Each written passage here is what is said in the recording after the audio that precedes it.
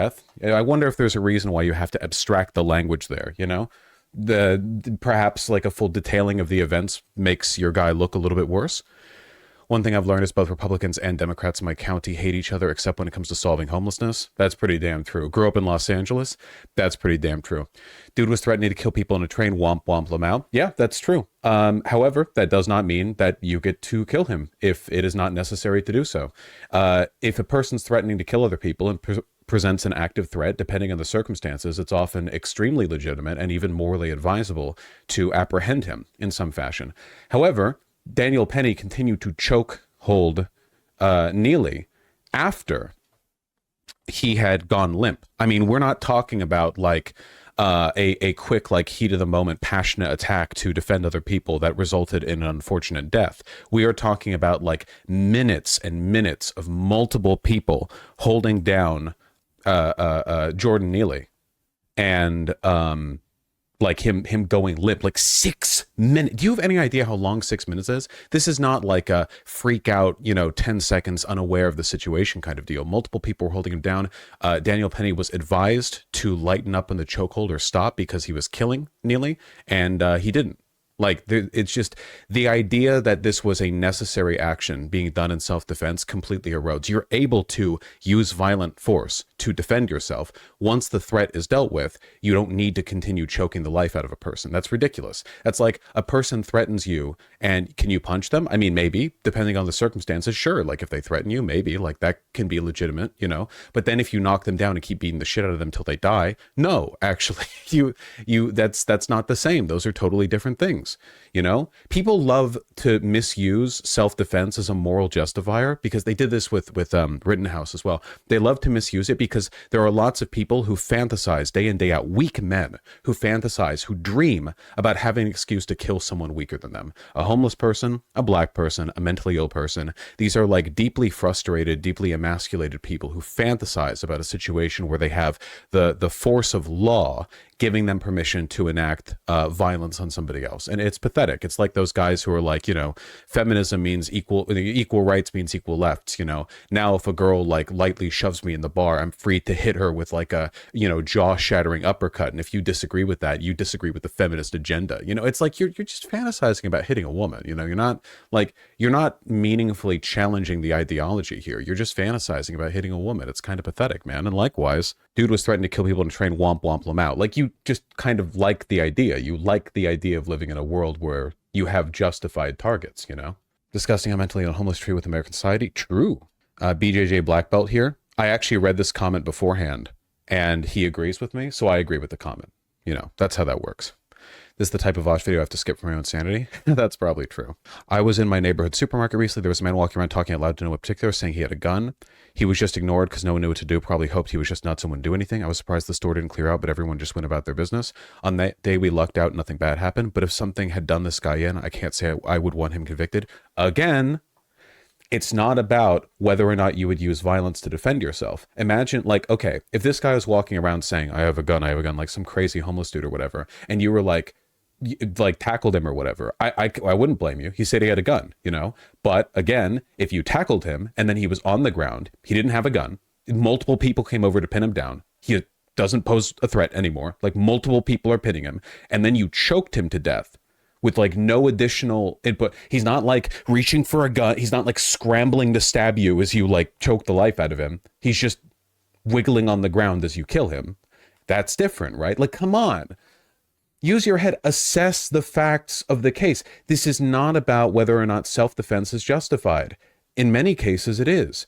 We're talking about like the very specific, an overreaction. We're talking about like an unjustified use of force. People use self-defense like this massive blanket, like a blanket justification for all violence, and it's just not true. It's not legitimate in all cases. You have to assess things on the facts of the case. So is masturbating in public, shitting on subway seats, assaulting people, threatening murder. Lots of folks do this and they never go to or stay in jail. I think that people who do these things should go to jail if they pose a threat or are antisocial. You presumably think that Daniel Penny should walk free, so that's the difference. Neely should have been in jail with that felony warrant, but that didn't happen either. Well, maybe it should have. The dude seemed like he was pretty unstable.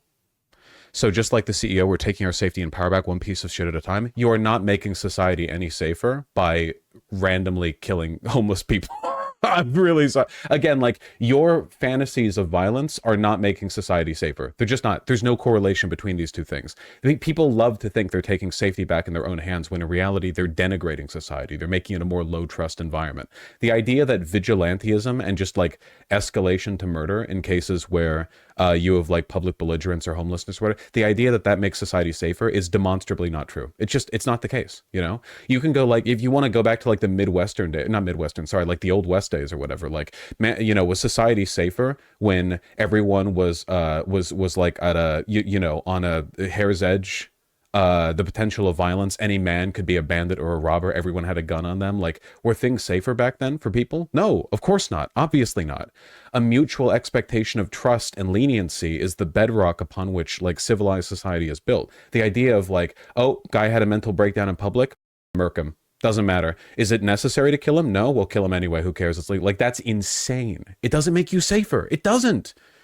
Should Neely have been in jail? Sure. I'm not arguing that. I know that a lot of these conservative, like, they're not watching the video. They're just like jumping on it because they see that I'm defending, and not defending Jordan Neely, because he, I think, deserved to be apprehended at the very least. But like, you know, attacking Daniel Penny, I suppose. Like, they're not even watching the video. They're not going to watch this video. So why do I bother? Well, I guess mostly for the people who I think are more on the fence. I would like to believe, you know. Breaking title is disinformation. That is true. Breaking murder is apparently legal in New York City. That is not actually true. That is misinformation. It's a hyperbole being employed for the sake of drawing attention to the content of the video, which I think is well thought out and defensible, even if I'm kind of brain fogged right now. Yay, the right to self-defense and defending your fellow Americans is upheld. You already had the right to self-defense. The right to self-defense does not mean that you have infinite legitimacy in engaging in infinite force against people who have at some point aggressed against you. That is not how that works. This man saved the lives of innocent people in that subway. He should have never been charged with a crime. Why are you people acting like he's a criminal instead of a hero? Thank you, first name, bunch of numbers. Again, like I don't think people like this actually watch the video because it doesn't indicate, I guess, any level of engagement with anything that I said. It's just like, it's the childish fantasy of a conservative. It's a cops and robbers mentality. You know, criminals are dangerous and evil, so they need to be stopped. And there's an innate force within people that makes them criminal and evil. And if you stop them and they're dead, then that's good because then the good people are alive and the bad people are dead. It's just a very stupid... It's a low IQ way of thinking, and it leads to social degradation. It leads, unironically, to like civilizational collapse. Attitudes like this are how you move away from institutional trust. You move away from building systems that help people and move towards burning half of your city's budget on the police and, like, you know, distrustfully menacing people every time they seem even remotely threatening. I mean, keep in mind, like, this is the same crowd that likes Zimmerman, you know? Like, just like this isn't the first time you've seen a wave of conservatives acting this way. In fact, it happens relatively often, but like the pattern, we keep coming back to the same pattern, right? The same pattern that you always see time and time again is like, if a black guy is scary, then you should kill him.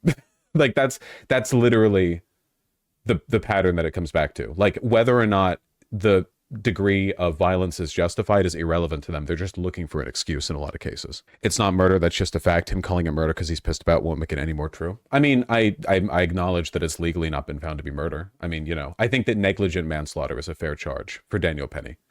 He kept choking the life out of Jordan Neely well after he went limp. He was advised by other people on the train to lighten up on the chokehold. Other people were pinning down Jordan Neely as well.